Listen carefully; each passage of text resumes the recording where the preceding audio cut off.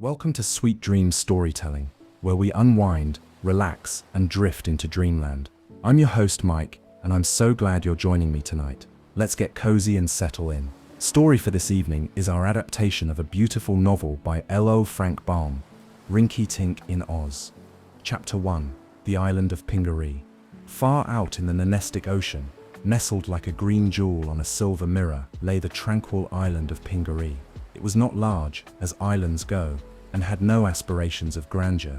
It did not boast of vast mountains or monstrous beasts. It had no bustling cities or noisy machines. Instead, Pingaree was a place of quiet happiness, where the air was scented with the perfume of flowering trees, and the gentle waves lapped against golden sands in endless lullaby. The people of Pingaree were fishermen and pearl divers, with sturdy hands and sun-darkened skin, and smiles as warm as their tropical sun.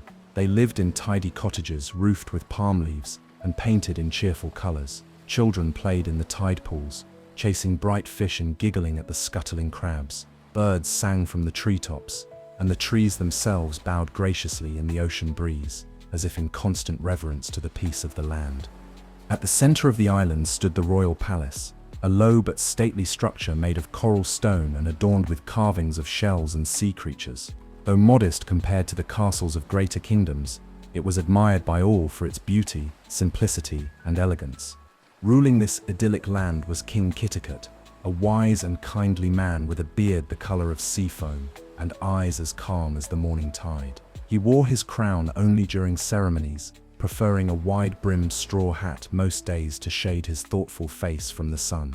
He ruled not through fear or law, but through respect, and his people loved him dearly. At his side stood his queen, Garee, gentle and graceful. Their greatest joy, however, was their son, Prince Inga, a boy of 14 with bright eyes, a strong heart, and a restless curiosity about the world beyond the shores of Pingaree. Tinga was no ordinary prince. Though still young, he had already shown wisdom beyond his years. He listened more than he spoke, and when he did speak, he asked questions. Why did the stars move? What lay beyond the ocean? Could peace last forever? These questions often made the court philosopher sigh and rub his temples. Yet the people believed Inga would one day be a great king, if not for his cleverness, then for his kindness.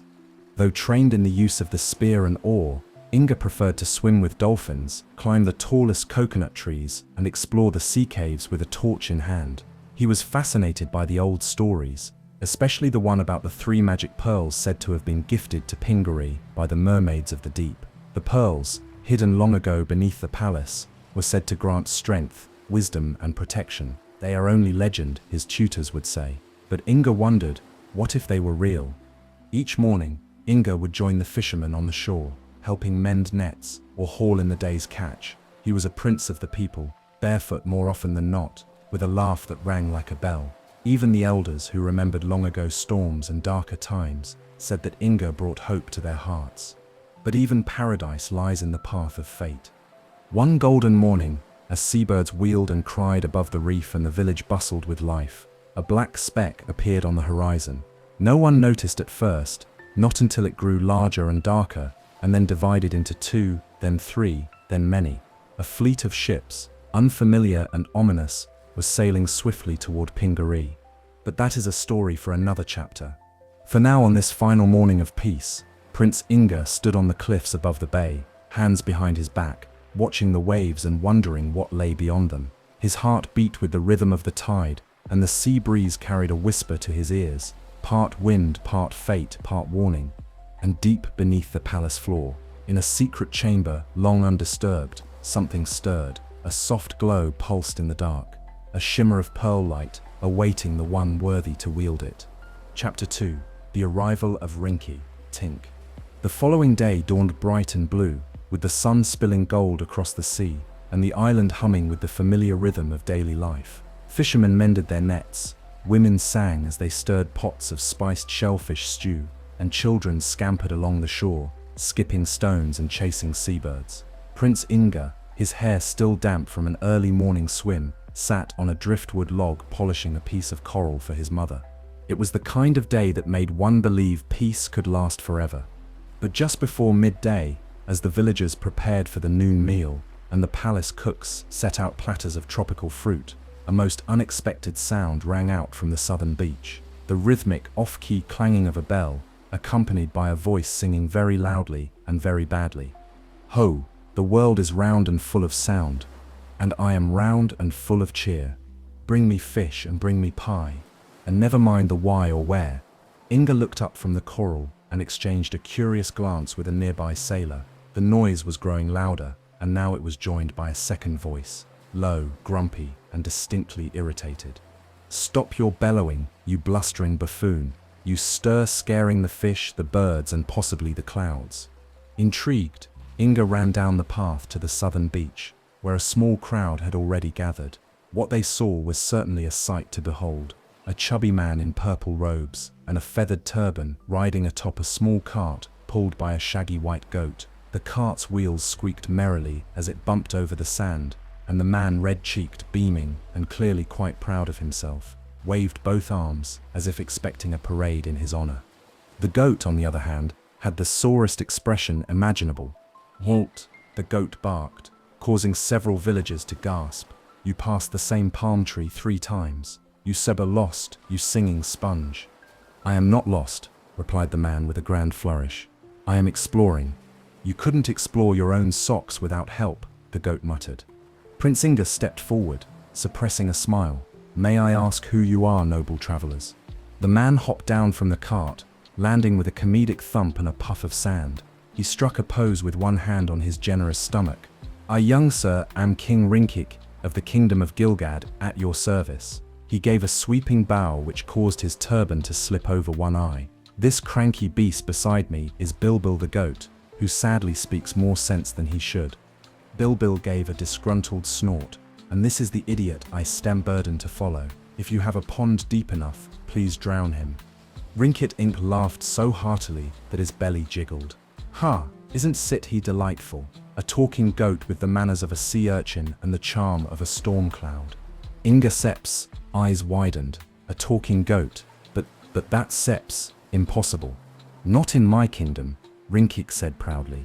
In Gilgad, the impossible is simply the unlikely done twice. King Kitticut and Queen Gari soon arrived, alerted by the unusual sounds. The villagers respectfully stepped aside as the royal couple approached. Kitticut raised an eyebrow. King Rinktink, is it? I admit I have not heard of you. Rinktink waved dismissively. Oh, few have. Gilgad is a quiet place. Not as famous as Oz or Eve or that dreadful land where everyone's square and wears socks on their heads. Can't remember the name. Anyway, I have come for no particular reason. I heard the breezes speak kindly of Pingaree and thought, why not? So here I am. The queen blinked. You came without a retinue. Retinue? Bah, too noisy. I bring only Bilbil and a strong appetite. Speaking of which, might I trouble you for a roast coconut or some sweet fish pie? All this adventuring is dreadfully exhausting. Though surprised, King Kitticut smiled courteously. Hospitality was sacred in Pingaree, and it would be unthinkable to turn away a guest, however peculiar. He gestured graciously. You are welcome, King Rinktink. Come to the palace and rest. We will feast in your honor. Rinktink clapped his hands joyfully. Splendid. Come, Bilbil, try not to insult anyone important. For I'll do my best, Bilbil sighed, though you, sir, making it very difficult. As they followed the royal family up the winding path toward the Coral Palace, the villagers whispered and laughed behind their hands. Some were puzzled, others were amused, and one or two, very old and very wise, grew quiet with worry. For it is often the way of fate that the strangest guests arrive on the eve of the greatest troubles. Prince Inga, meanwhile, found himself fascinated by this ridiculous round little king and his rude companion. Rinktink was like no ruler Inga had ever imagined, loud, joyful, and utterly unafraid of looking foolish. And yet something about him seemed true, honest, like an old story come to life. Bilbil, on the other hand, gave Inga a look that was both appraising and tired. You, the goat said, have the look of someone who steps about to find out what real trouble feels like. Inga raised an eyebrow. Why do you say that? Bilbil shook his woolly head. 'Cause I seen the sea, boy, and I seen what sails on it.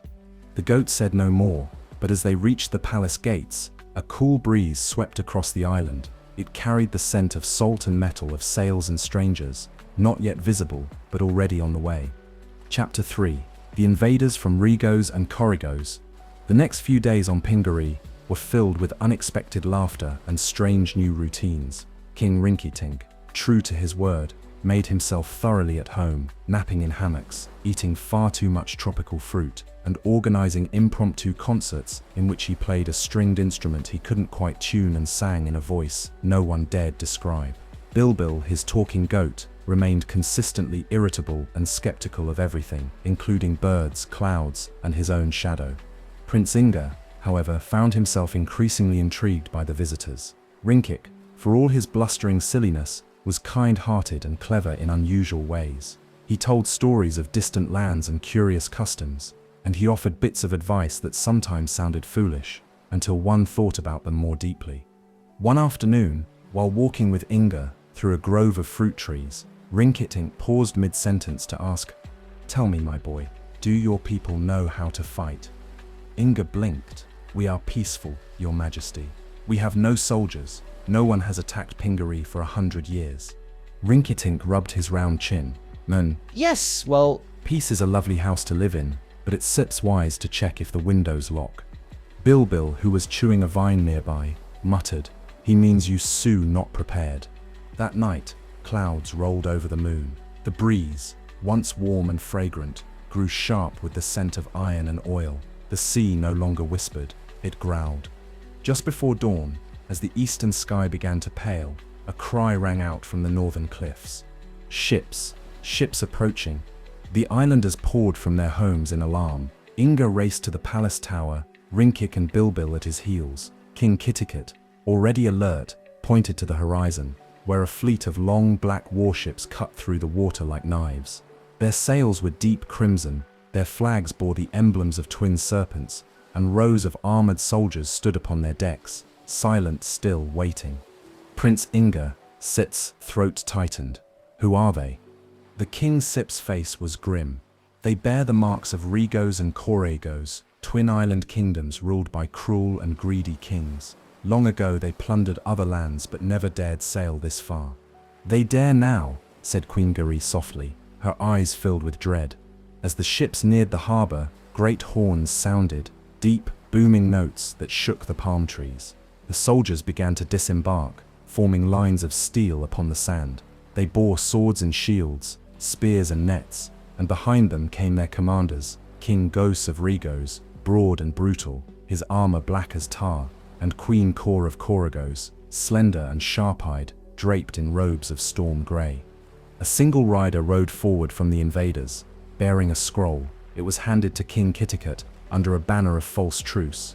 The scroll, sealed with dark wax, bore a simple, terrible message. "The kingdoms of Rigos and Corrigos lay claim to Pingaree. You shall surrender your people as laborers, your land as tribute, and your treasures as offering. Resist, and your island shall burn. Kingos and Queen Kori." Kitticut Sep's hands trembled as he read the words aloud. Inga felt his blood boil. "We must fight. We have no army," the king said bitterly.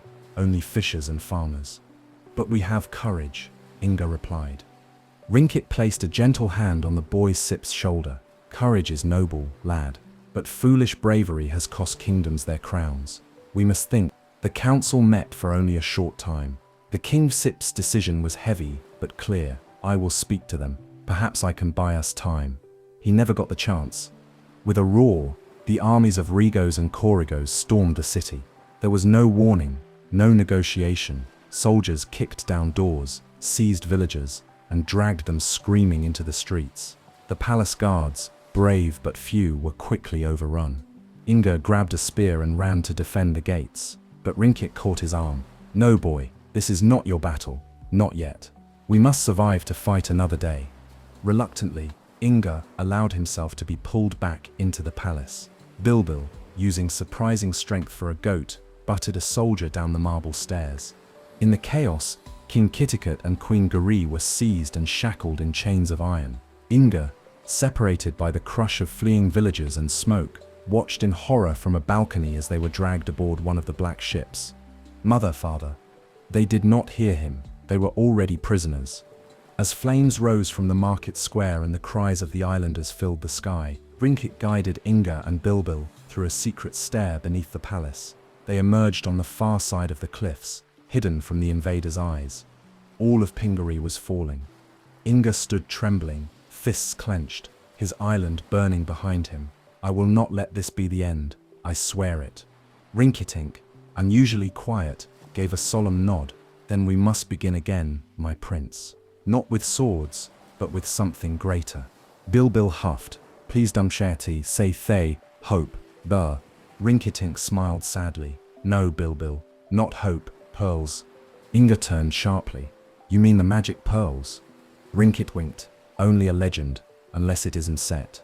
And so, on a night of fire and ruin, a boy, a comical king, and a talking goat slipped into the shadows, while the fate of a kingdom burned behind them. Chapter 4: The Three Magic Pearls. The once silent halls of Pingaree's royal palace now echoed only with the memories of laughter and music. Smoke drifted through the air like a morning veil, and the throne room, once filled with songbirds and sunlight, stood broken, pillaged, shattered, and cold.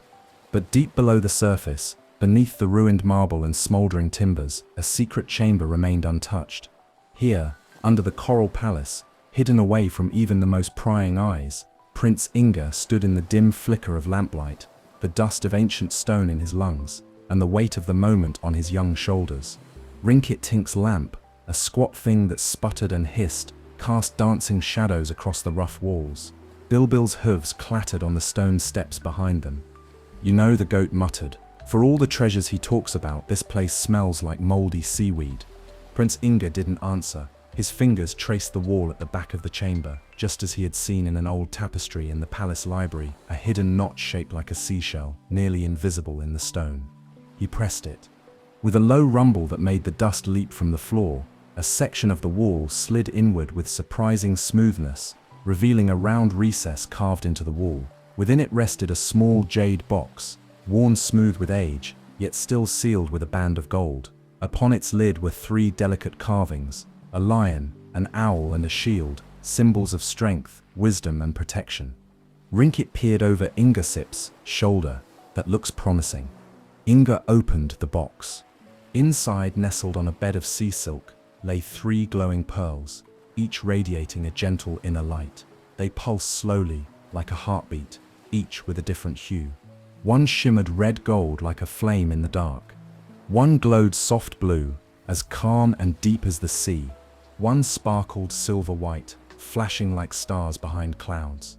For a long moment, no one spoke. Then Rinktink breathed, "So they cert real." Bilbil, uncharacteristically silent, stepped forward. "You know what these are, Dun Setchi." Inga nodded. "The legend says the mermaids of the deep gave these to my ancestor, the first king of Pingaree, to protect our people in times of desperate need." He looked down at the pearls, then back at the ruined ceiling above. There set's never been a need more desperate than now. Rinktink sat cross-legged, looking suddenly more serious than Inga had ever seen him. Each pearl, if the stories are true, has a different magic. One gives strength beyond any mortal man, one gives wisdom beyond any book, and the third, protects you from harm, like a charm of the gods. Inga reached into the box, and as his hand neared the pearls, a soft hum filled the chamber. The red gold pearl, the one of strength, grew warmer as he touched it. He curled his fingers around it and felt it. A flood of energy surged through his limbs.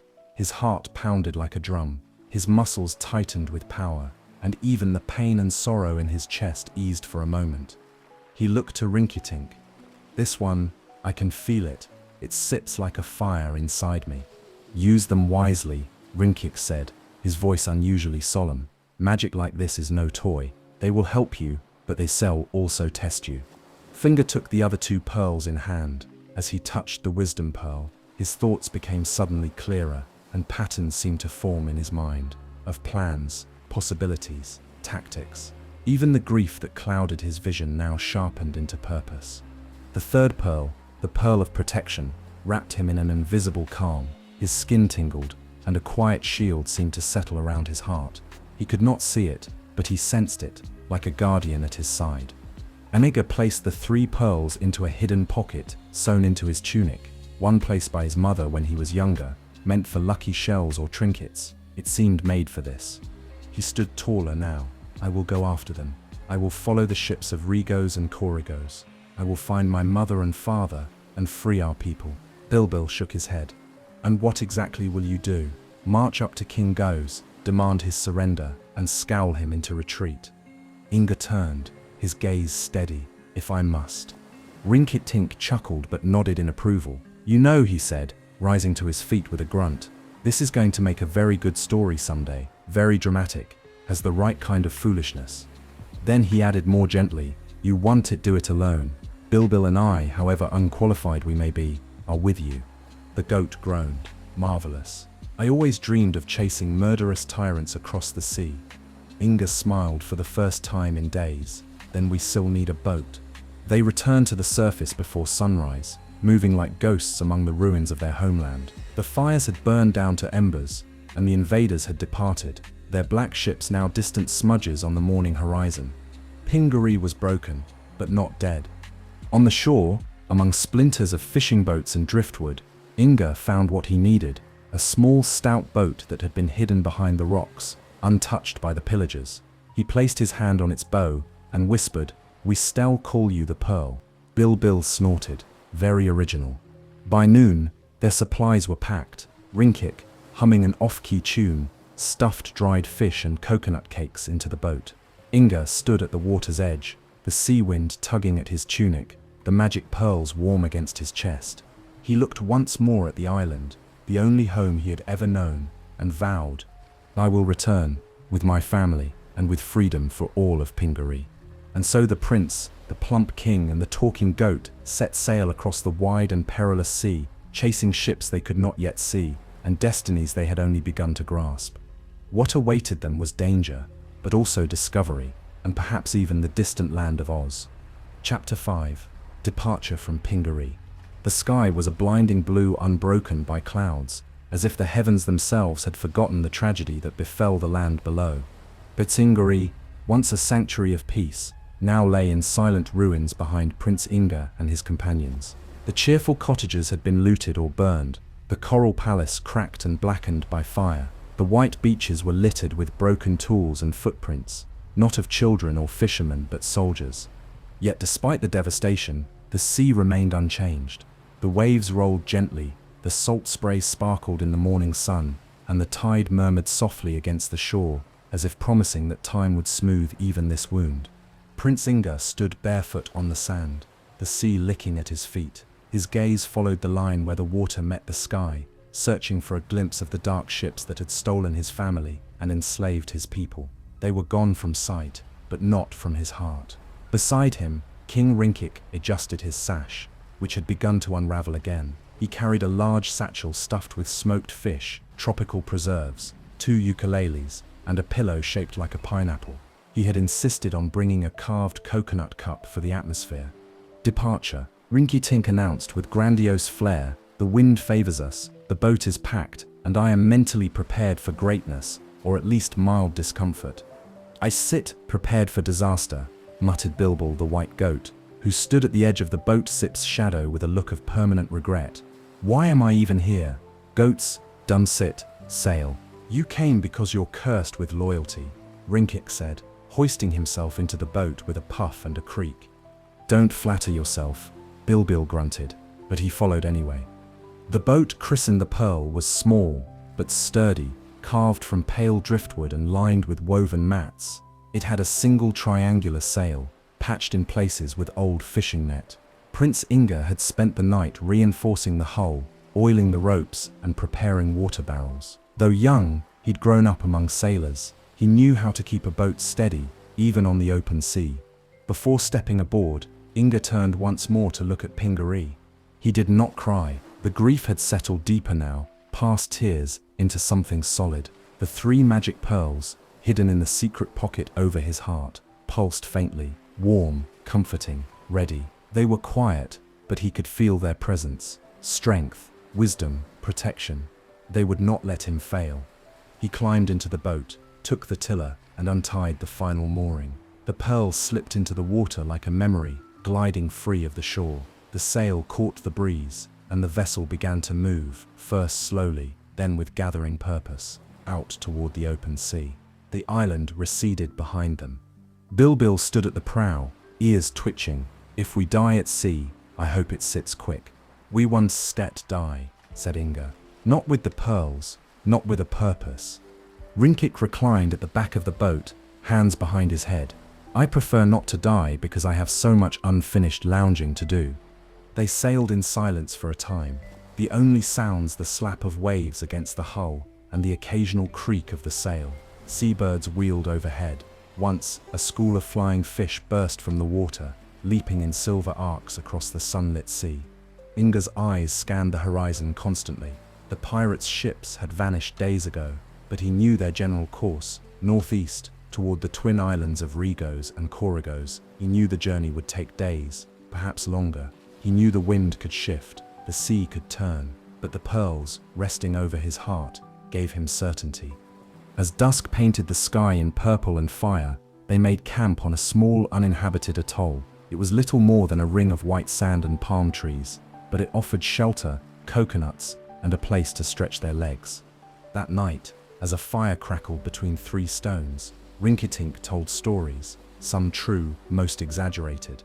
"In Gilgad," he said, gesturing with a half-eaten fruit, "we once had a sheep who could predict the weather. Unfortunately, he only did it in rhyme, and only when he was upside down." Bilbil groaned. "That story changes every time." "Of course it does," Rinktink grinned. "The best stories grow with their audience." Inga lay back on the sand, staring at the stars. The weight of responsibility pressed gently on his chest, like the pearls tucked against him. He thought of his mother and father, now prisoners in a dark land. He thought of his people, taken in chains. He thought of how small he was, and how wide the sea. But still, he did not feel afraid. He had the pearls, he had his purpose, and in his own strange way he had friends. He whispered to the stars, "Hold on, I stump coming." And far away, in a tower overlooking a foreign shore, a queen dreamed of her son and smiled. Chapter 6: Landfall and Trouble. After 3 days and nights at sea, the pearl rocked gently toward land. Prince Inga stood at the helm, his cloak whipped back by a growing wind, his eyes fixed on the darkening silhouette ahead. The horizon, once a clean line of blue and gold, was now broken by the jagged cliffs and spiked towers of Rigos, a land as grim as the stories had warned. Inga had never seen such a place. The coast was hard and stony, not soft like the beaches of Pingaree. Great iron chains stretched between sea gates carved into the cliffs. The air carried a scent of ash and iron, and even the seagulls flew higher here as though afraid to land. "It sets charming," Bilbil muttered. "If you enjoy the decor of prisons and the smell of smelting." Rinktink, polishing an apple on his sleeve, peered over the edge of the boat. "And such a moody color palette. I do hope their cuisine is less aggressive than their architecture." They guided the boat into a narrow inlet shaded by towering rocks. Thick vines dangled from the cliffs, like the strands of a weeping forest, and the cave they tucked the boat into was just wide enough to hide them from patrol ships. Once ashore, the trio crept cautiously along a winding coastal trail. Prince Inga had donned a traveler's cloak to hide the emblem of Pingaree. The pearl's strength, wisdom, and protection rested securely against his chest, pulsing faintly as if in anticipation. Rinktink huffed and puffed behind him. "If I had known their sit, did this much walking, I would sit, brought a royal litter or at least a more cooperative goat." "Speak for yourself," Bilbil snapped, "a stem carrying your bag." "And very gracefully, I might add," Rinktink said with a grin. The cliffs gave way to scrubland dotted with small watchtowers, and in the distance, they could make out the outer walls of King Goss's fortress. It was a monstrous thing, black stone, jagged turrets and banners that fluttered like the wings of crows. The city surrounding it seemed carved from shadow, with narrow alleys and crooked chimneys spewing endless smoke. Even from afar, Inga could see the slaves. They worked in grim silence, hauling stones, dragging wagons, pushing great blocks up ramps toward the fortress gates. Among them, too far to recognize, might be the people of Pingaree, his parents. His fists clenched. The wisdom pearl pulsed at his side, and a sudden clarity washed over him, an instinct to pause, not rush. We need to find a way in without being seen. They slipped into the lower city just as night began to fall, blending in among the dark-cloaked workers and the soot-streaked streets. Rinktink pulled his turban low, Bilbil walked close behind, and Inga kept his eyes forward, alert for any sign of their people. They passed a tavern filled with armored men boasting loudly about island gold and how easily the fish folk fell. Inga's jaw tightened. Bilbil quietly steered him away before the boy's temper could betray them. At last, they found refuge in a broken-down shed near the edge of a slave quarter. Inside, the floor was dirt and the roof barely held, but it was shelter. Tomorrow, Inga whispered, we find the prisons, we find my parents. You sot better find a disguise too, Bilbil said, curling up in a patch of hay. You look like a prince, trying not to look like a prince. Rinktink flopped onto an overturned crate. Can sit we just bribe someone, or flatter them into betrayal. This Merva good at flattery when I sit eaten well. Mitzinga managed a tired smile. We sit figure it out. The pearls will help us. If I use the strength pearl, I might be able to break in through the outer wall. No, Bilbil said, surprisingly firm. Don't we start with brute force? You have 3 pearls, not 1, use them all. It was good advice, perhaps wiser than Bilbil intended. They ate sparingly that night and slept little, each thinking of what would come next. Outside, the sounds of Rigos filled the air, hammering, marching, the moans of captives, the sneer of laughter from cruel guards, a land soaked in tyranny. Inga turned the pearls over in his hand, in the darkness. They glowed softly, almost like stars in his palm. Tomorrow he would use them, and the fortress of King Goals would feel the tremble of something it had long forgotten. Chapter 7. Inga Sept's First Battle. Dawn broke over Rigos like a sword drawn from flame. A hard red sun climbed through a haze of smoke and ash, casting long shadows through the alleys and over the crumbling walls of the slave quarter. The clang of hammers and the bark of guards began even before the light touched the city streets. Work did not wait in Rigos, not for the tired, the wounded, or the enslaved. In a collapsed shed on the edge of the labor yards, Prince Inga of Pingari stood in silence, his cloak drawn tight, his breath steady. He had not slept. All night he had turned the pearl of strength over in his palm, feeling its pulse like a second heartbeat. It was not warm like the others. It burned with a deep, focused heat, like a fire kept under a steel lid, a fire waiting to be released. Beside him, King Rinktink snored gently beneath a mound of old blankets, one hand clutched around a half-eaten mango pit. Bilbil, lying curled in a corner, watched Inga quietly with those unreadable goat eyes. You stir going, the goat said simply. Inga nodded. I have to. I saw them yesterday, the captives hauling stone toward the fortress gate. They were from Pengari. I recognized a girl who played flute in the village square, and a man who used to bring me fresh coconuts in the summer. I can sit wait anymore. Then you still need more than strength, said Bilbil. You still need a plan. Inga smiled faintly. I have one. The plan was simple, risky, but simple. He would go into the labor camp at the base of the fortress, where his people toiled under whip and flame. He would pose as a common boy, offering to work for scraps, just long enough to find his parents or a high-value prisoner. Then he would act. The pearl of strength would do the rest. At the break of morning, Inga slipped through the crooked streets of Rigos. His cloak was worn and dirty, his hair matted with ash. He looked like any other stray boy, hoping to survive in a cruel city. The guards barely noticed as he entered the labor camp. The place reeked of sweat and smoke. The air rang with the sound of chains, and the ground was scored with wagon ruts and blood. Towering above the yard was the black fortress of King Goes, its spires like claws against the sky. Inga passed row after row of prisoners, men and women with hollow eyes and raw hands, children too tired to cry. Some bore the sea markings of Pingari, fishermen's tattoos, shell jewelry, island braids. Inga felt his chest tighten. And then he saw her, a slender figure, hair tangled with seaweed, dragging a cart of stones. His mother, Queen Gari. Her dress was torn, her face pale, but she moved with quiet strength, her head held high. She didn't see him, but Inga stopped in his tracks, heart thundering. He was too late to think. The moment had come. A guard struck the queen Sips back with a whip.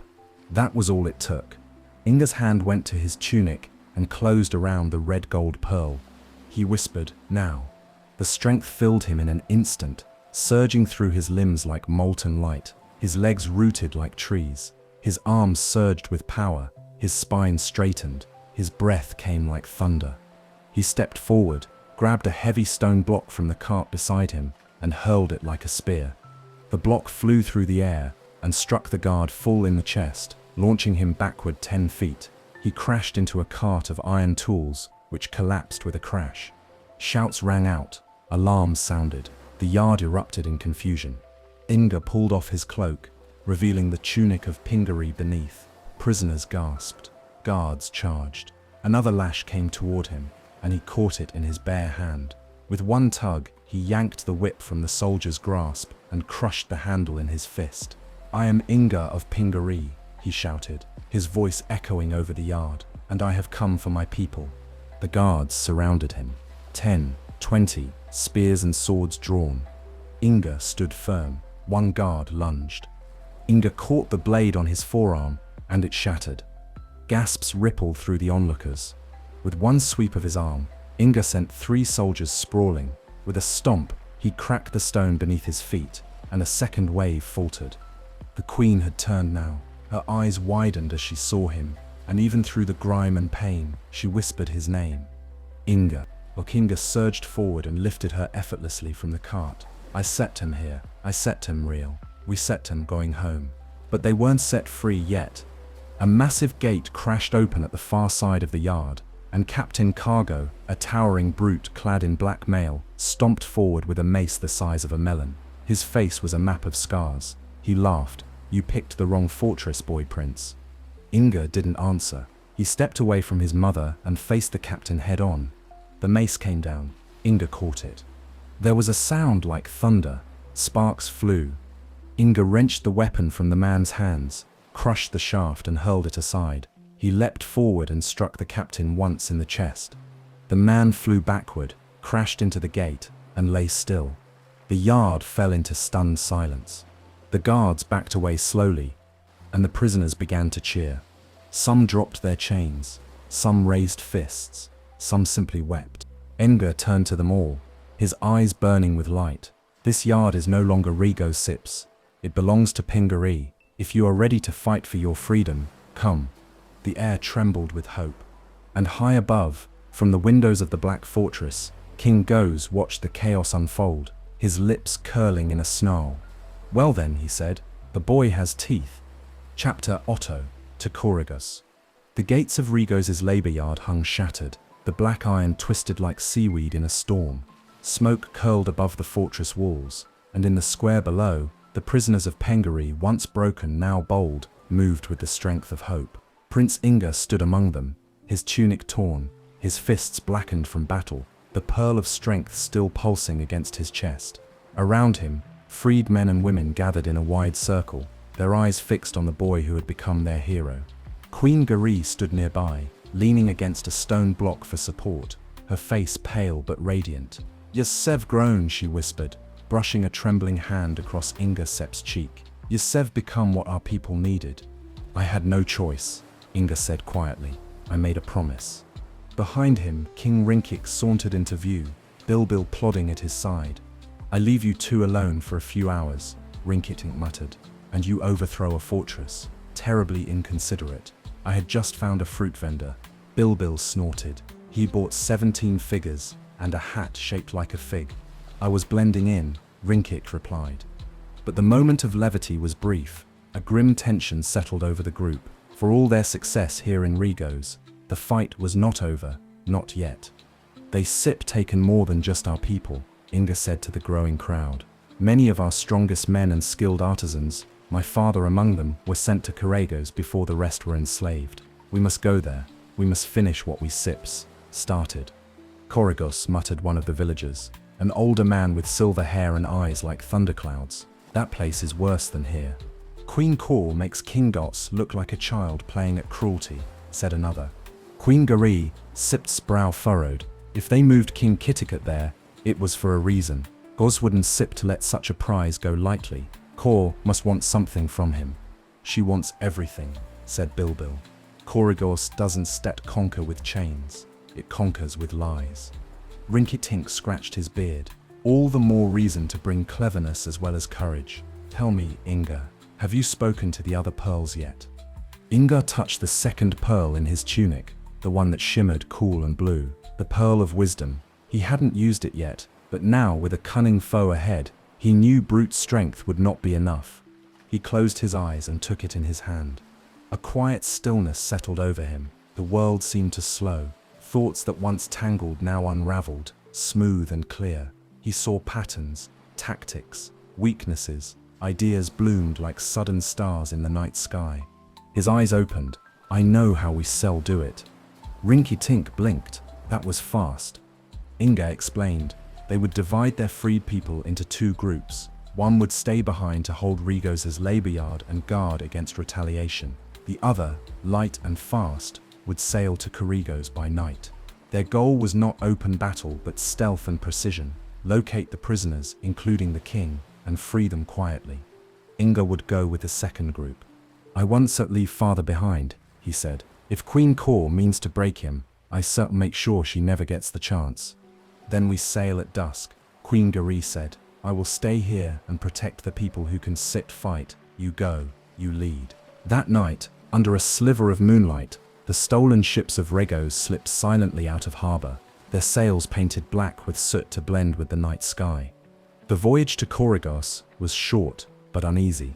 The sea seemed colder here, and the wind held whispers. A storm threatened at the edge of the horizon, like a sleeping creature that might wake if disturbed.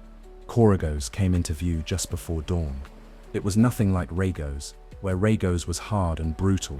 Korigos was beautiful and sinister. Ivory towers rose above marble cliffs.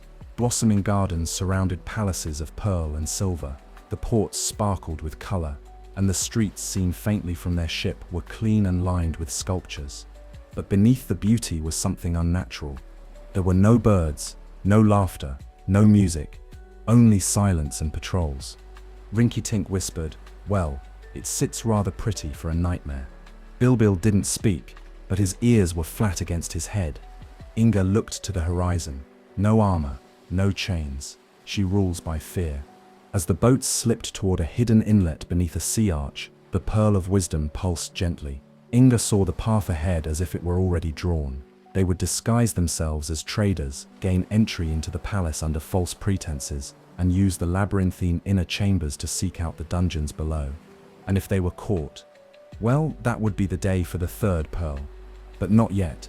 Tonight, Inga said, staring at the glittering city, we walk into the heart of Korigos. And far above, in her high tower of glass and shadow, Queen Kor traced the rim of a silver goblet with one long painted nail. The boy comes, she murmured, and she smiled. Chapter 9, Victory and Loss. Night in Korigos was as deceptive as the queen who ruled it.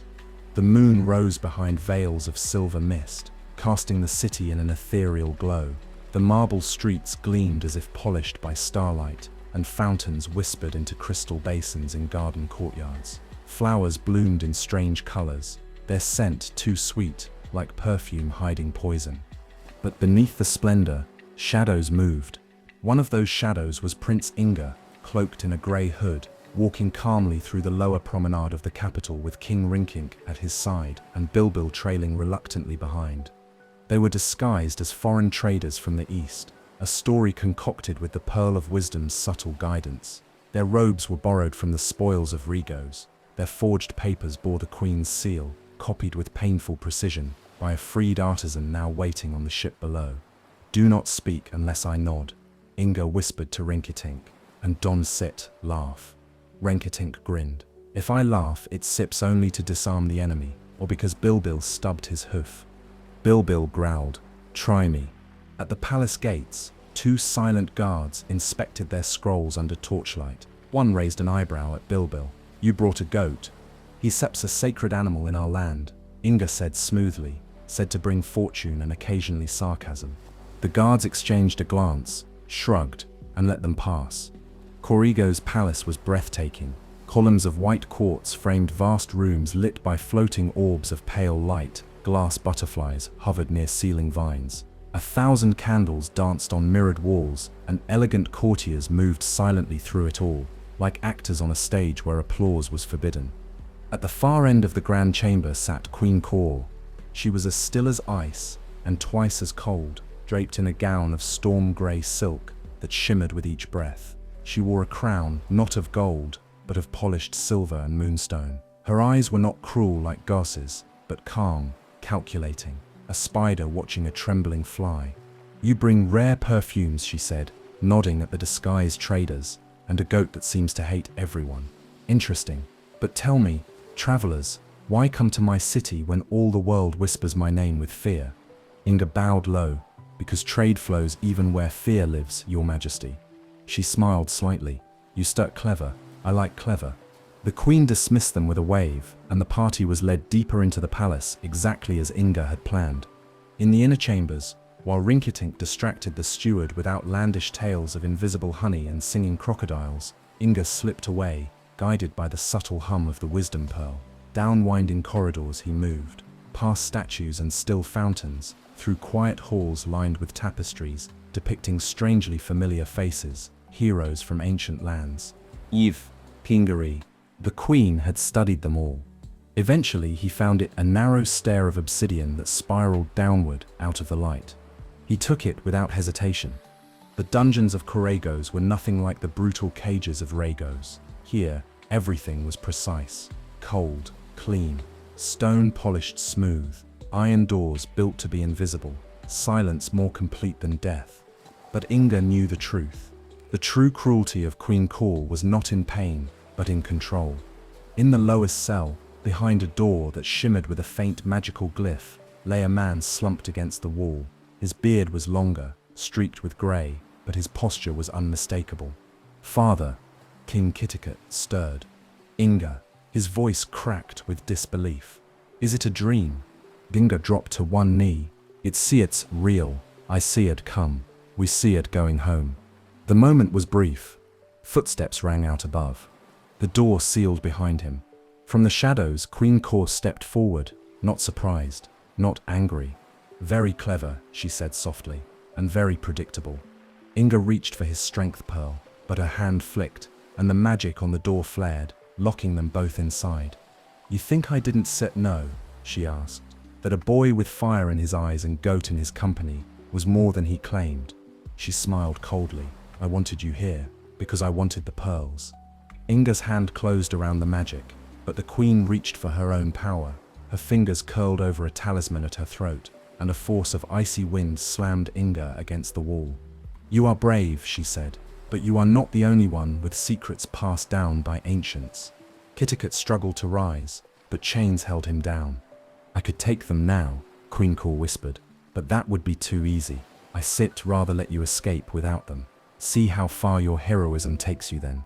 She stepped forward. There was no time to think. Inga, his breath ragged, slipped his hand into the hidden seam in his boot, the emergency pouch, and withdrew a single small gem, the pearl of protection. As she reached for him, it flared to life. A blinding dome of silver light erupted around him. The queen screamed, recoiling as her talisman shattered in her hands. The cell door cracked from within, and the chains holding King Kitticut melted like wax. The pearl had acted instinctively. Inga grabbed his father, half-dragged him through the blasted door, and ran. He did not see how many guards followed. He did not care. The wisdom pearl guided his steps. The strength pearl held him steady. The protection pearl, now dimmed, pulsed faintly, as if exhausted.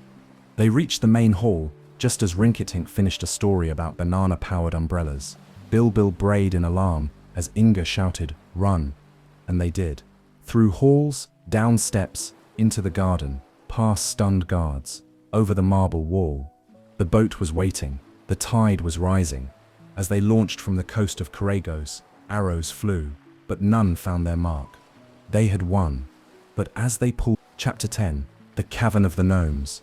The sea was silent as glass. Inga sat at the prow of the boat, his arms wrapped tightly around his knees, his face pale and still. Behind him, King Kitticut slept wrapped in a woolen cloak, his chest rising and falling with deep, exhausted breaths. Rinktink snored under a mound of blankets and melon peels, and Bilbil, uncharacteristically quiet, kept watch with dark eyes. The pearls were gone. Inga had searched his tunic and cloak, every fold and pocket, even his boot seams, gone. Taken in the scuffle, or perhaps even before, had Queen Kor's magic stolen them, or had they slipped from his grasp in the chaos of their escape? He didn't know. All he knew was this: he felt hollow without them. He still had his mission. His father had been rescued, his people were rising, but without the strength, wisdom, and protection of the pearls, he was just a boy again, clever, determined, but vulnerable. And the world was far from done with him. 2 days passed. The ship veered southward, away from the twin kingdoms of Regos and Korigos. Their course was uncertain, their food low, their water stretched thin. It seemed fortune had abandoned them, until they glimpsed a jagged black cliff rising from the sea like a broken tooth. An island, a strange one. Its shores were rocky and forbidding, the cliffs riddled with dark openings that breathed cold air like a sigh from the deep earth. Inga looked toward the largest of the openings, and felt a shiver pass through him. Rinktink rubbed his belly and squinted. That, my young prince, is either the mouth of shelter or the throat of a beast. Bilbil muttered, either way, we set to walking into it. They landed cautiously, anchoring the small boat in a hidden cove. The cave's entrance yawned wide and low, its stone mouth damp and glistening. Strange carvings lined the walls, jagged runes that twisted and curled like snakes frozen in stone. Inside, the temperature dropped with each step. Morse and crystal gleamed in the torchlight. The deeper they went, the more the sound of the wind faded, replaced by the faint, unsettling echo of hammering deep underground. Someone lives here, Kitticut murmured, voice hoarse from days of silence. Came a voice, not one of theirs. It echoed from the dark ahead, slippery and deep. The companions stopped at once. From the shadows emerged a troop of short, stocky figures, with beards like ropes of iron and skin the color of granite. They wore armor of bronze and carried curved pickaxes, not tools, but weapons. Their eyes glowed faintly red in the gloom.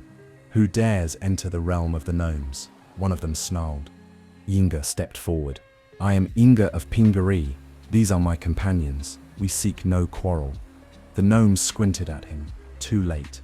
Before they could move, a net of glowing chains dropped from the cavern ceiling, snaring them like fish. Inga fought back, but his strength was no longer supernatural. Bilbil tried to ram a guard and was knocked aside with a clang. Rinktink sputtered a protest as he was pinned under a sack of his own scrolls.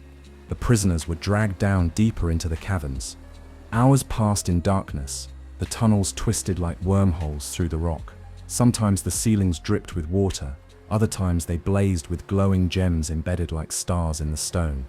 At last they were brought into a great underground hall. Black pillars rose from a floor of polished obsidian. Flames burned in cages of crystal, and on a throne of molten iron, surrounded by piles of gold, sat the ruler of this realm, the Gnome King. His face was cruel and clever, carved from shadow and arrogance. A tall, spiked crown sat on his brow, and in his long fingers he held a familiar object, a red gold pearl. Inga Sep's breath caught.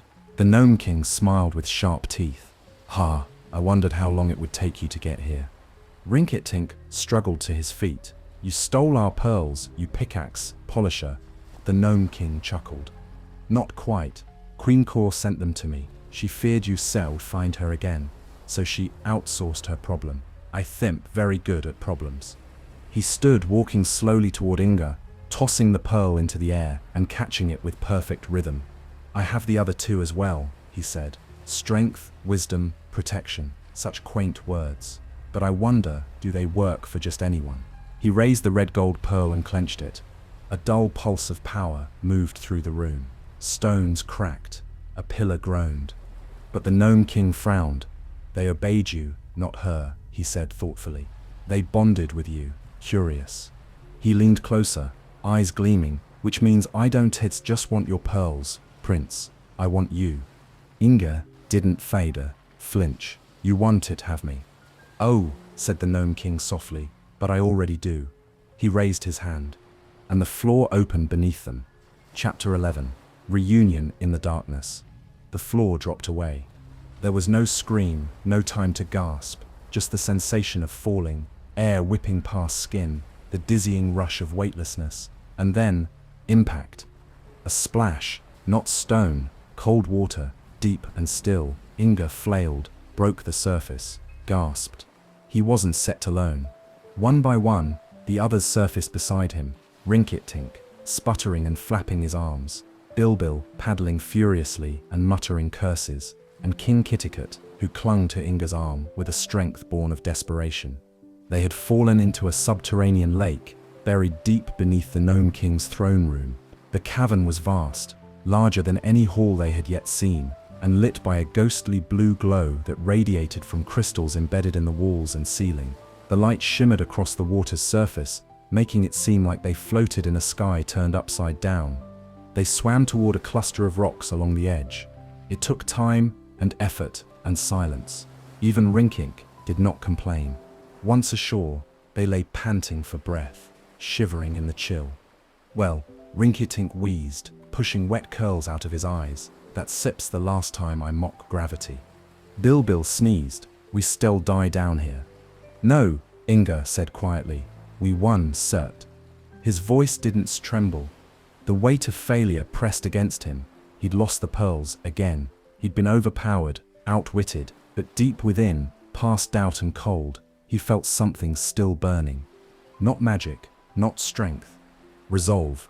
They explored the cavern cautiously, lighting makeshift torches from old driftwood and bits of cloth. The walls were slick and dark, carved with ancient symbols. It was not just a prison, it was a forgotten place, sealed off from the rest of the Gnome Kingdom, maybe even from the Gnome King himself. As they climbed a narrow ledge on the far side of the lake, they heard something unexpected, a voice.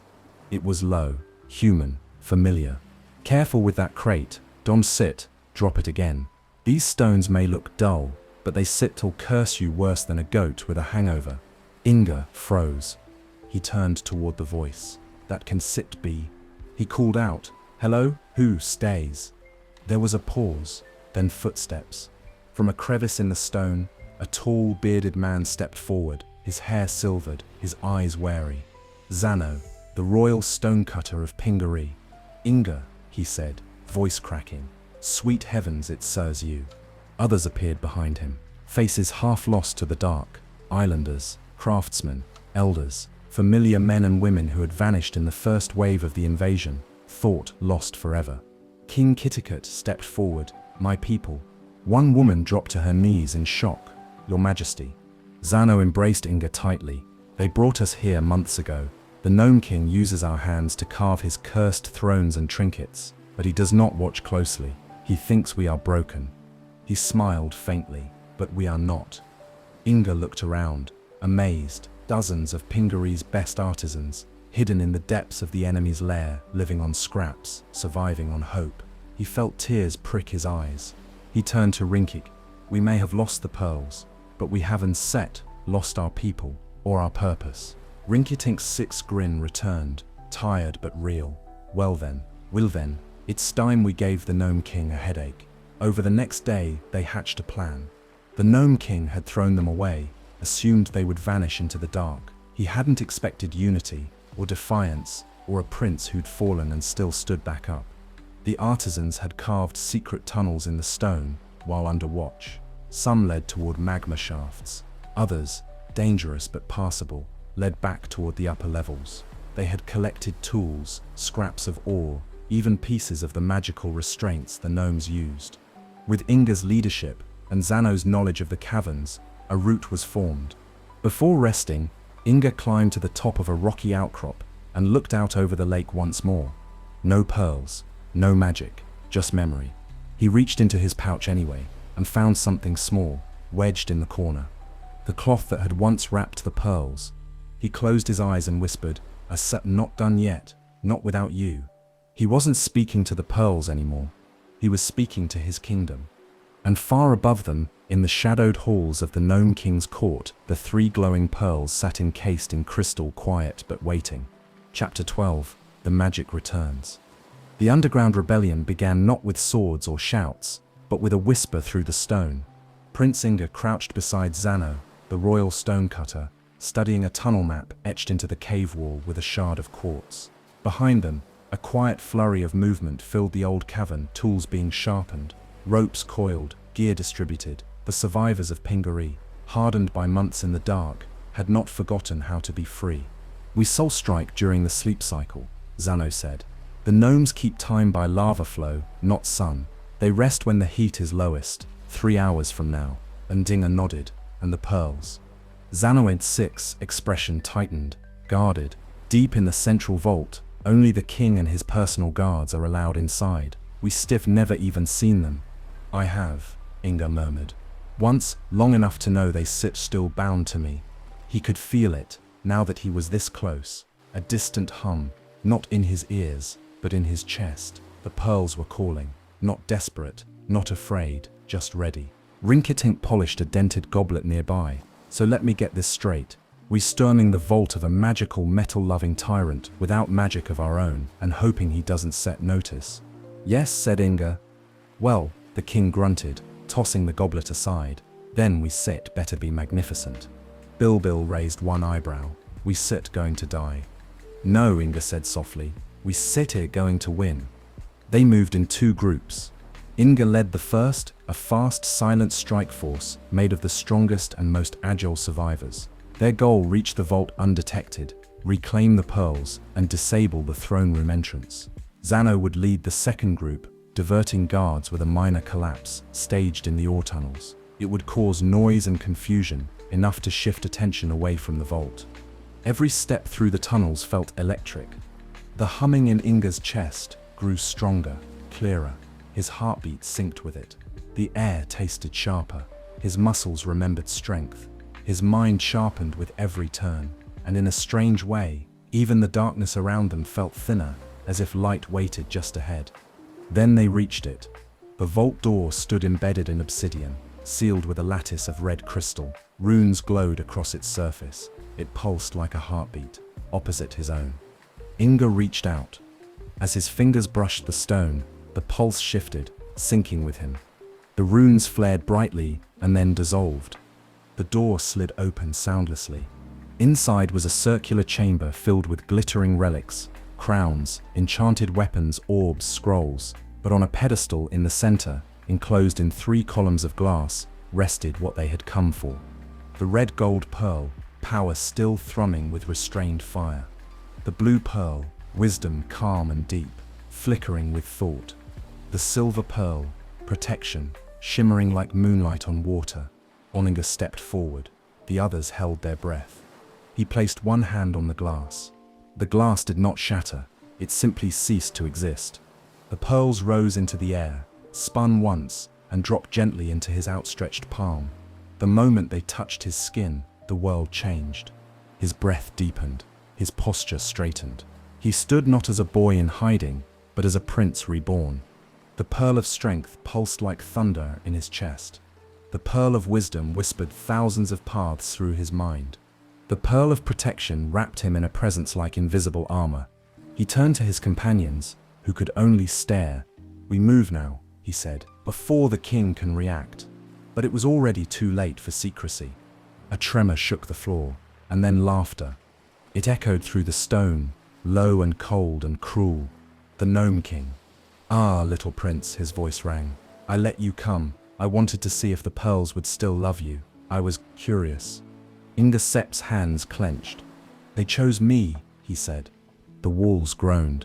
Dust fell from the ceiling. Stone shifted and reformed, closing exits, raising barriers. "I am the king of the deep," the voice hissed, "and no magic of land or sea will save you in my domain." Then, in a roar, the wall behind them collapsed, and gnome guards poured through. Blades gleamed. Spears were raised. Inga stepped forward, his eyes glowing faintly with the light of the pearls. "Rinktink," he said calmly, "close your eyes." The king obeyed, without hesitation. Inga raised his hand, and the pearl of strength blazed. A wave of force exploded from him like a shockwave, hurling the guards back through the dust and stone. The floor cracked, walls shivered, columns toppled. The cave shook from the echo of it. And in the silence that followed, Inga turned to the survivors. "Now," he said, "to the throne room. This ends today." And far above, in the steel-lined halls of the Gnome King's court, the great throne shuddered. The pearls had returned to their master. Chapter 13. Seeking Ozma Set's help. The sun rose for the first time in days on the far side of the Nonestic Ocean, spilling gold over sea and stone. Prince Inga stood at the prow of the Pearl, the small but resilient boat that had carried him across storms and kingdoms. Now it bore him toward a land he had heard of, only in stories, a land of emerald towers, talking animals, enchanted forests, and the wisest ruler in any realm.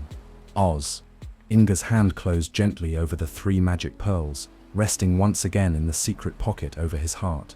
They were calm now, no longer pulsing with urgent energy, as if they too knew the storm had passed. Behind him, the deck was alive with quiet purpose.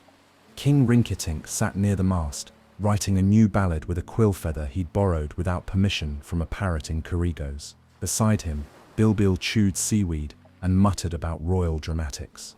At the stern, King Kitticut stood with his hand on the rudder, his eyes on the horizon. He had regained his strength since being freed, but his silence carried the weight of all that had been lost, and all that must be rebuilt. They had left the gnome caverns behind in a roar of fire and defiance. With the pearls restored, Inga had led the captives to freedom, crushing the throne room gates, routing the gnome guards, and sealing the passages behind them with a blast of strength, so intense the mountains themselves trembled. The Gnome King, too stunned to react, had vanished in the chaos, his pride wounded more than his power. And now, the journey shifted. No longer a mission of rescue or war, but of healing. For Pengaree to thrive again, Inga knew they needed more than hope. They needed knowledge, protection, possibly even magic beyond their own. They needed Ozma. As the sails filled with warm wind, Bilbil grunted, "You do realize that Oz doesn't exactly take walk-ins?" Inga smiled. "I sat not walking in, I sat requesting an audience." "Oh, how proper," said Bilbil. "Should I bow when we arrive? Perhaps sing?" Rinktink looked up. "Yes, please sing. That'll distract everyone while I explain why we brought an enchanted goat into their palace." Bilbil glared at him.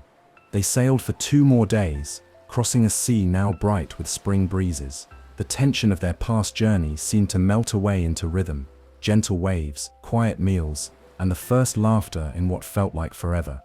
And on the 3rd morning, they saw it, a glimmering green haze on the horizon, growing clearer with every wave, emerald towers rising from rolling hills, fields of wildflowers and orchards, trees that shimmered faintly as if brushed with enchantment, a golden pathway that spiraled inward like the lines of a star. And at its heart, behind graceful gates of laced jade and sapphire, the Emerald City. They were spotted before they reached the harbor. A strange bird, a clockwork owl with silver wings, circled above their sails, gave a cheerful screech and darted back toward the city faster than any hawk. Moments later, from the shores of Oz, a floating platform shaped like a lily pad glided toward them, carrying 3 smiling figures, a girl in a sky-blue dress, a man with limbs of shining tin, and a little dog with a bark bigger than his size. "Dorothy," Inga whispered in awe, and the Tin Woodman. They arrived alongside the boat in a blink, and the girl waved. "Hi there, we has been expecting you." "You have?"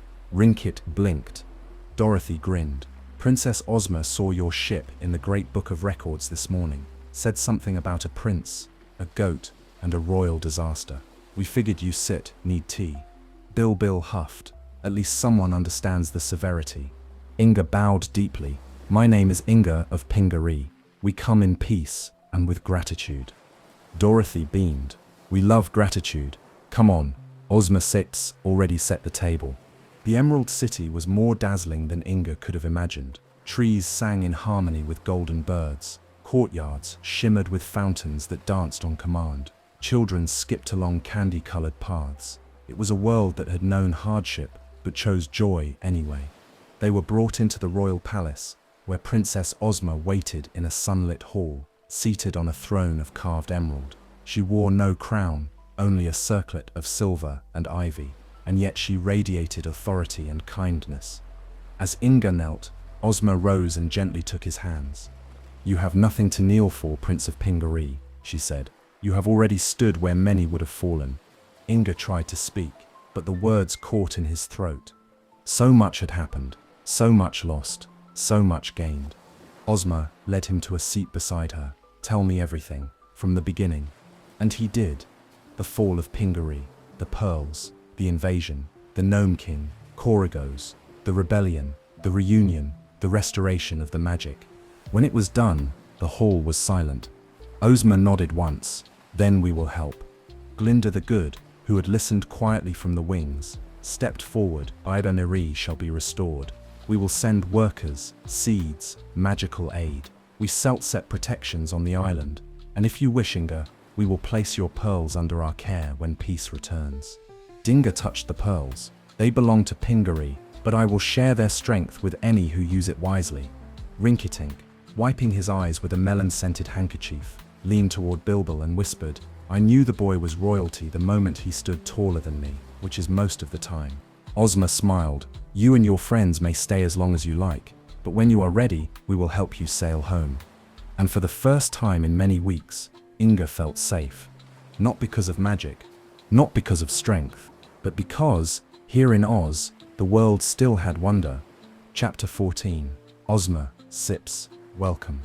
In the heart of the Emerald City, beneath arching crystal domes and among rose-scented gardens, Prince Inga of Pingaree found something he had not felt in many moons. Peace. No clamor of swords. No fear of pursuit. No decisions that meant life or death. Just warmth, laughter, the soft strumming of enchanted zithers, and the gentle rustle of green silk robes as Princess Ozma, ruler of Oz, walked beside him through the palace gardens. It had been 3 days since their arrival. In that time, Inga and his companions had been bathed, fed, gifted new clothes, and offered rooms finer than any palace he had ever seen. Rinktink had taken full advantage of this, spending his time in the royal kitchens, taste-testing desserts, and composing heroic, if wildly inaccurate ballads. Bilbil had wandered the grounds grumbling about ornamental hedges that trimmed themselves, though he was often seen relaxing in the sun regardless. But Inga remained quiet. Not sullen, but thoughtful. He had spoken little since his tale had been told. He had dined beside rulers and danced with enchanted children, but his mind stayed fixed on Pingaree, what must be rebuilt, who had been lost, and the weight now returned to his shoulders. Ozma noticed, and so, on the morning of the 3rd day, she invited him to walk with her. No guards, no court, no formality. Just 2 rulers in a garden. "I sep seen that look before," she said softly, as they passed a brook that sang lullabies. "You stir home, but not resting. Safe, but not still." Ingawa hesitated.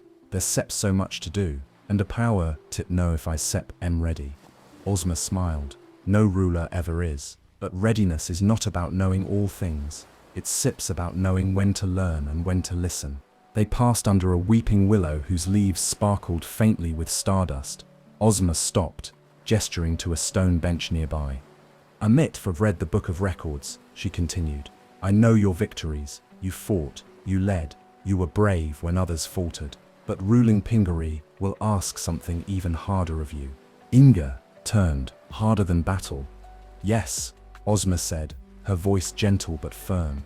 "You must learn to guide without force, to see what your people do not say, to rebuild not with your hands, but with your heart."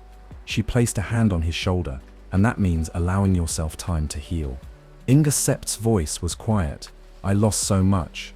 I thought if I saved them, I would feel whole again." Ozma Sept's gaze softened. "Loss never leaves us, but it changes. It becomes a foundation, a memory that strengthens what we build. You do not need to carry it alone."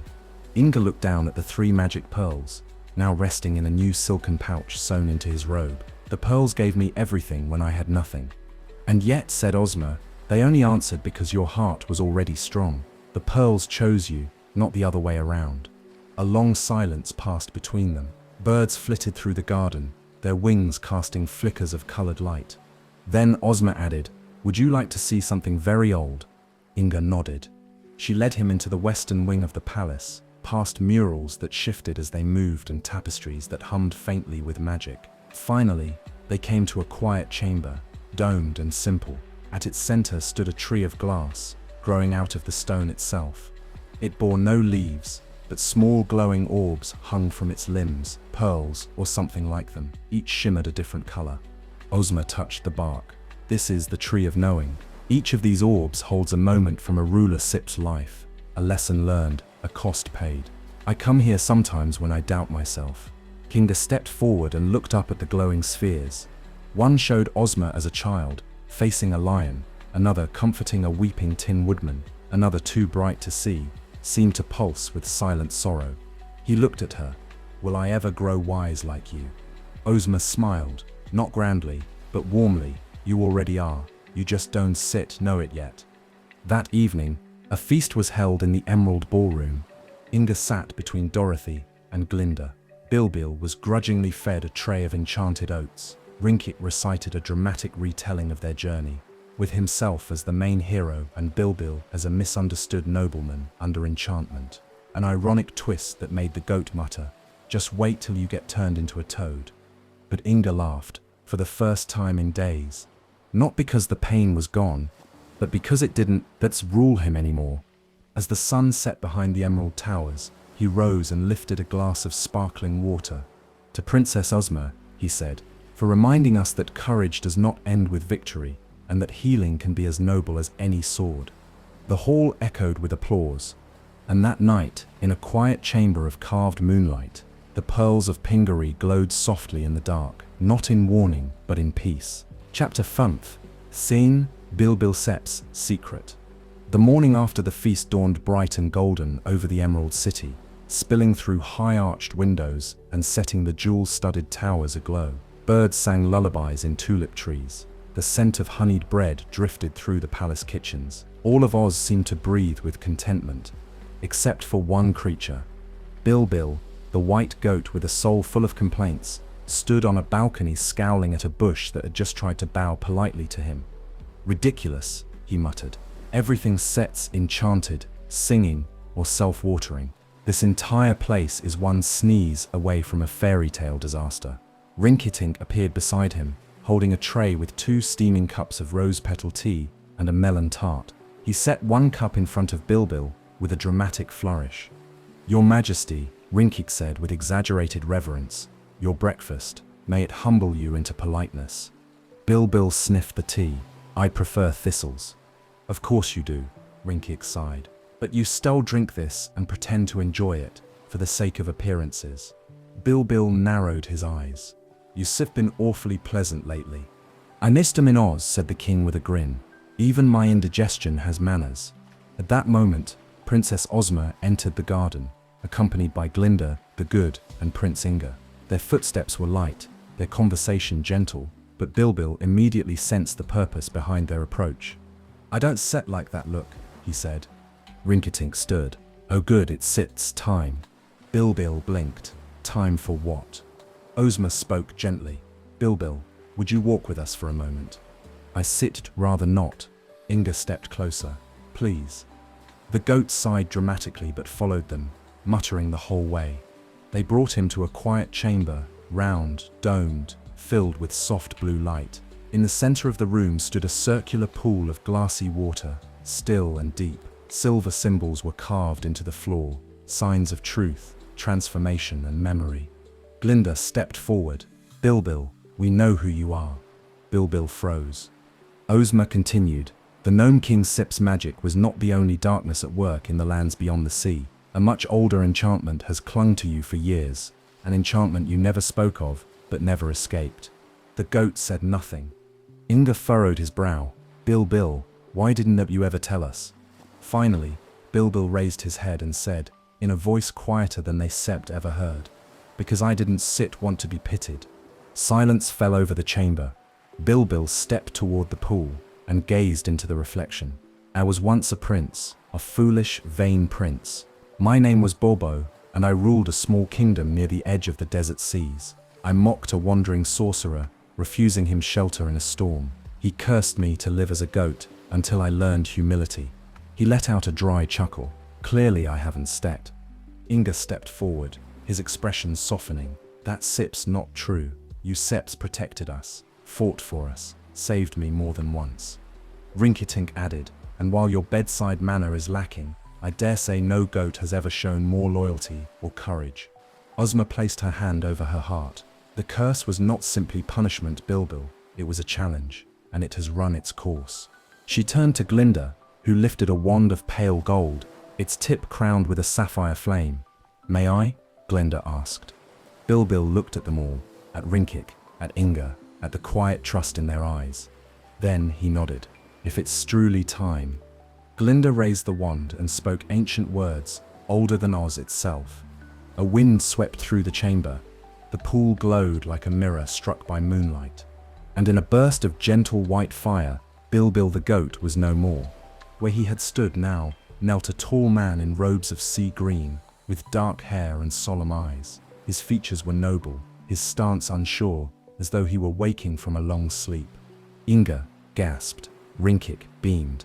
Prince Bobo, once Bilbil, looked down at his hands, then looked up, tears in his eyes.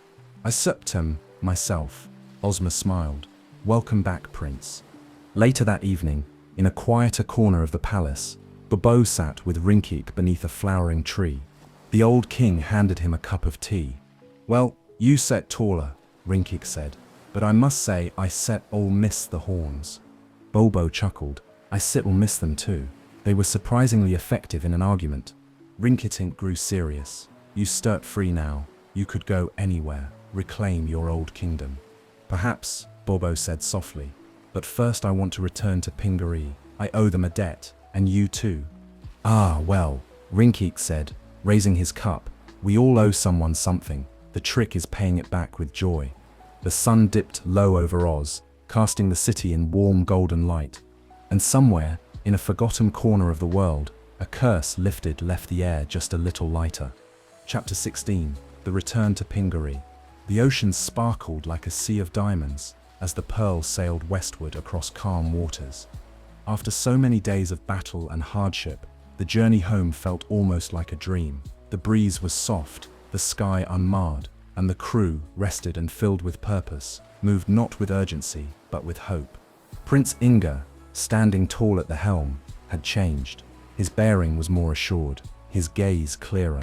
He no longer clung to the magic pearls as a crutch, but carried them now as tools, companions, and symbols of duty. Beside him stood his father, King Kitticut, his robes restored, his posture strong once more. Behind them, the deck hummed with quiet excitement. Rinktink, who had eaten at least 6 farewell feasts in Oz, was now reclining under a sunshade, humming a triumphant ballad in progress. Bobo, formerly Bilbil, stood at the rail dressed in sea green robes, watching the horizon with calm, steady eyes.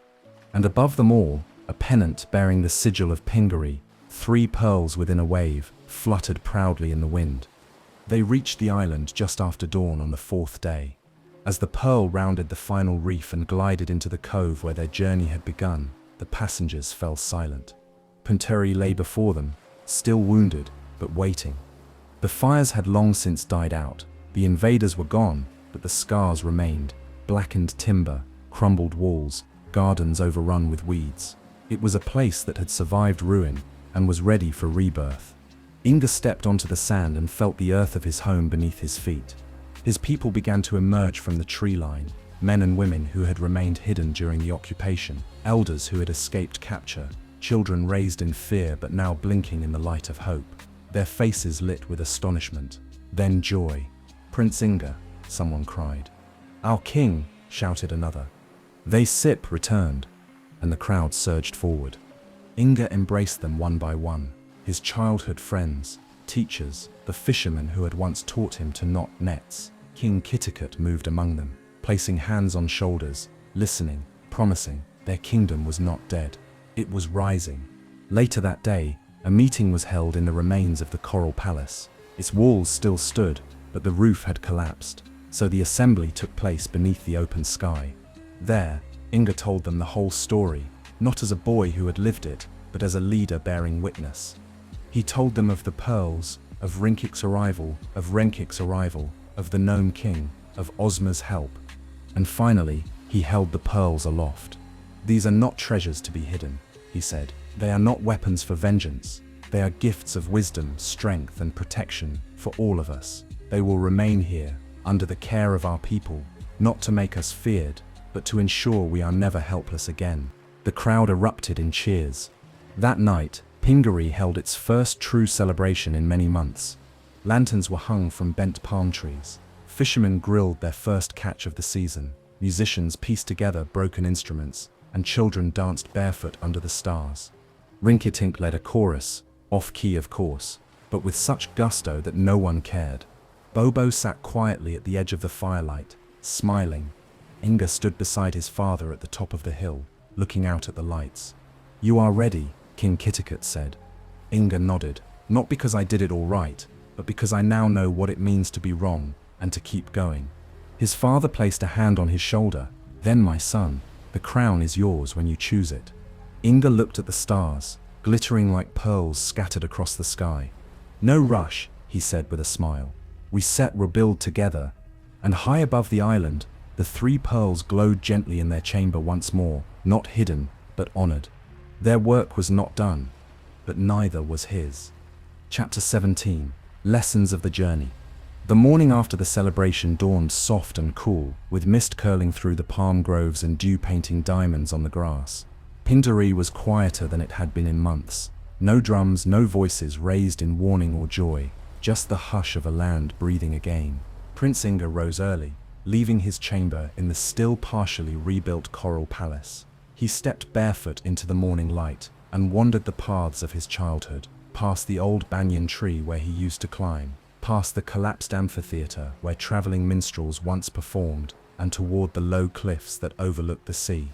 He carried no sword, no satchel, not even the pearls, which now rested in their stone chamber beneath the palace once more, protected, yes, but not hidden. For the first time since the invasion, Inga walked not as a warrior or a boy king in waiting. He walked as himself. At the edge of the cliffs he sat alone, the wind tugging gently at his tunic. The sea stretched out before him, calm and endless. Somewhere beyond it lay Oz, and Korrigos, and Regos, and the Gnome Kingdom. And yet here in this moment, none of that mattered. He closed his eyes and listened. And then he began to speak, not aloud, but inwardly, like a boy speaking to the world, or perhaps to the part of himself that had not yet fully come home. "I thought courage meant doing everything myself, charging ahead, lifting boulders, swinging spears. But courage is also stepping back. It's listening, it's waiting, it's trusting others to stand beside you even when you're afraid they'll fall. I thought the pearls gave me strength, but really they revealed the strength that was already there. I used to want to be a great king. Now I want to be a good one." He opened his eyes. Behind him, the faint sound of footsteps in sand. He turned and saw Rinktink approaching, wearing a loosely belted robe, carrying 2 coconuts and a flask of guava juice. The old king plopped down beside him with a sigh. "You've been brooding for hours," Rinktink said. "It's Sip's time for breakfast." Tinga smiled faintly. "I wasn't sit brooding, I was thinking." "Ah," Rinktink replied. "Same thing, only quieter." They sat together in companionable silence for a while, watching a flock of seabirds wheel overhead. Then Rinktink said, "You know, I never liked being called wise, too much pressure, but if I could offer one bit of useful nonsense, it sumps this. Ruling is like telling a story. The beginning matters, and the end must be honest, but it sumps the middle where you really make people care." Inga glanced sideways. "And what if you get the middle all wrong? Then you rewrite it, day by day. That Sip's what being alive is for." Inga laughed. "Thank you." Rinktink grinned. "Don Sud thanked me yet. Adaptation going to write a ballad about all this. Your dramatic stares alone will take 3 verses." They walked back toward the village, where Pingaree's people were already beginning their work, raising new homes, planting new gardens, painting over the ashes of the past. Inga stopped to help lift a timber, to taste a bowl of sweet yam stew, to listen to a grandmother's tale told to children under a fig tree. He didn't speak of himself, he didn't wear his title like a banner, but wherever he went, people looked at him differently. Not as a boy, not as a hero, but as someone who had come back and had not forgotten what he had seen. That evening, under the first full moon of Pingaree's restoration, Inga gathered his people once more, this time not to celebrate a victory or declare a battle, but to speak of what would come next. He stood on the stone dais at the center of the rebuilt plaza, surrounded by candles and sea flowers. "My people," he began, "we have been through darkness, we have seen what it means to lose everything, but now we have a chance to build something better than what we had before." He gestured to the children sitting cross-legged at the front. "For them, and for those not yet born." He looked around. "There will be no royal decree tonight, no command, only a promise." He placed his hand over his heart. "I will be your king, not above you, but with you. I will carry the pearls not as weapons but as reminders to be strong when needed, wise when unsure, and protective always." The people of Pingaree did not cheer wildly. They didn't need to. They simply stood together in quiet unity, and that was more powerful than any army. As the night deepened, Inga walked once more beneath the palace into the chamber where the pearls rested. He placed his hand on the pedestal and whispered, "Thank you." Then he turned to leave.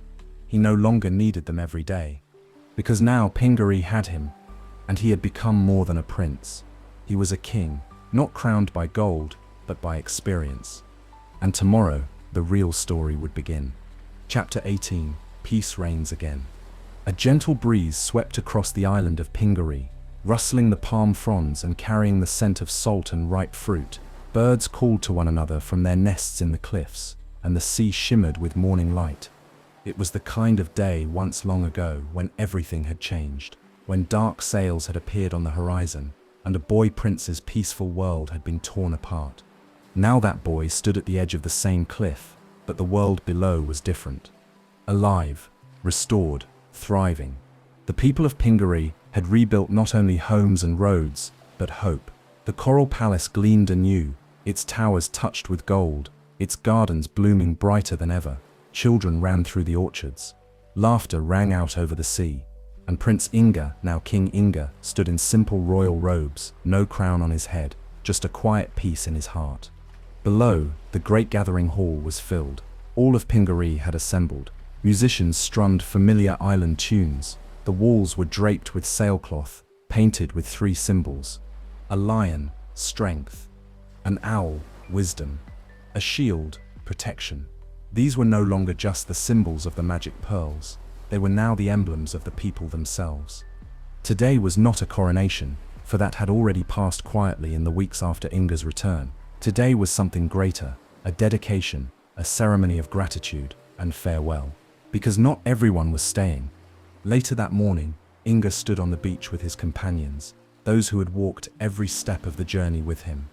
King Rinktink, once a laughing guest stranded on an island, now a dear friend, wore his favorite purple robes and a broad grin. Beside him stood Prince Bobo, no longer Bilbil the goat, but a quiet man of insight and humility. He had chosen to return to his old kingdom, to rebuild his home just as Pingaree had. The 3 stood silently, facing one another. "You set ruined me, you know," Rinktink said. "How will I ever go back to Gilgad? My throne isn't set half as comfortable, and the melons are far less poetic." Inga smiled. "You could stay." "I could," Rinktink said. "But then who would write the ballads about all this?" He handed Inga a small book bound in green leather, Volume 1, he said proudly, entitled The Prince, the Goat, and the Great Escape. Inga laughed, then turned to Bobo. "You stave more than repaid any debt." Bobo placed a hand on Inga Sip's shoulder. "You gave me a chance to return to myself. Now I still do the same for my people, but I still always be near if needed." A ship waited offshore, its sails trimmed with the colors of both Gilgad and Bobo's southern realm. As Rinktink and Bobo boarded, the people of Pingaree waved from the shore, throwing flower garlands into the surf.